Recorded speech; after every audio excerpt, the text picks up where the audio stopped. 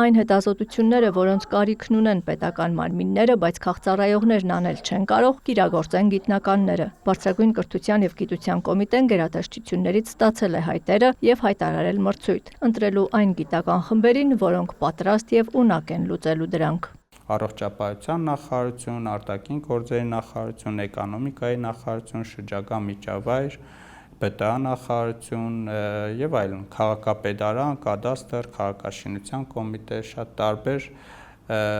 գերատեսչություններից ներկայացվել են տարբեր քանակի թեմաներ։ Պետությունն այսպիսով փորձում է ուժեղացնել գիտություն-տնտեսություն կապը, ինչը ամրագրված է նաև գիտության ոլորտի զարգացման ռազմավարությամբ։ Եվ ոչ միայն մեր պետությունը, տարապես աշխարհում էլ գիտությունը բացի հենց մաքուր գիտության համար ծառայելուց, նաև պետքա տնտեսության համար, տվյալ երկրի տնտեսության համար, տեխնոլոգիաների զարգացման համար եւ այլն ծառայի։ Եվ այս կապը ուժեղացնելու համար մենք նպատակ դրեցինք մի քանի մրցույթների տեսակներ նոր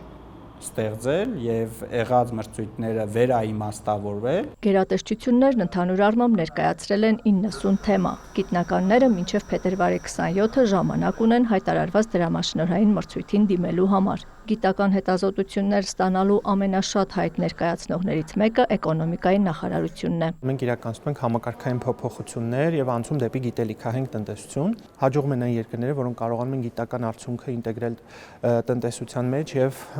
ապահովել բարձր տնտեսական աճ հիմնված նորարարությունների եւ գիտության վրա։ Գյուղատնտեսություն, հանքարդյունաբերություն, տուրիզմ, արտադրողականության աճի խթանում եւ էկոնոմիկայի նախարարության ռազմավարությունից բխող այլ հետազոտական թեմաներ, որոնք նախարարությունն ակնկալում է օգտագործել ոլորտի քաղաքականությունը մշակելու ժամանակ։ Գերատեսչությունը գիտնականներից սպասում է օրինակ վերլուծություն, թե հանքարդյունաբերության ոլորտում ինչպիսին պետք է լինի պետության ու մասնավորի արդյունավետ գործակցությունը։ Զարգանում է տնտեսությունը, նոր տեխնոլոգիական մոտեցումներ են առաջանում, նոր տեխնոլոգիաների ներդրման անհրաժեշտություններ են առաջանում, նոր հարկային համակարգի մշակման անհրաժեշտություն է առաջանում, նոր մարկային ռեսուրսների ներգրավման անհրաժեշտություն է առաջանում, այդ իսկ պատճառով դրանք մեր համար կարևոր թեմաներ են, բայց դրանք թեմաներից մեկն են։ Գիտնականների միջոցով այստեղ ցանկանում են բարձել նաև, թե օրինակ ինչպես կարելի է բարձրացնել ոչխարի տեղական էնդեմիկ ցեղերի մթերատվությունը։ Զբոսաշրջության ոլորտում ուսումնասիրություններ է ակնկալում նոր ենթակառուցվածքների զարգացման, տուրիստական հոսքերի դիվերսիֆիկացման ուղղությամբ։ Էկոնոմիկայի նախարարության պաշտոնյան գիտելիքահենք տնտեսության անցման կարևորությունը շեշտում է չափելի արդյունքներով, մասնավորապես նշում գլոբալ ինովացիոն ինդեքսի աճը։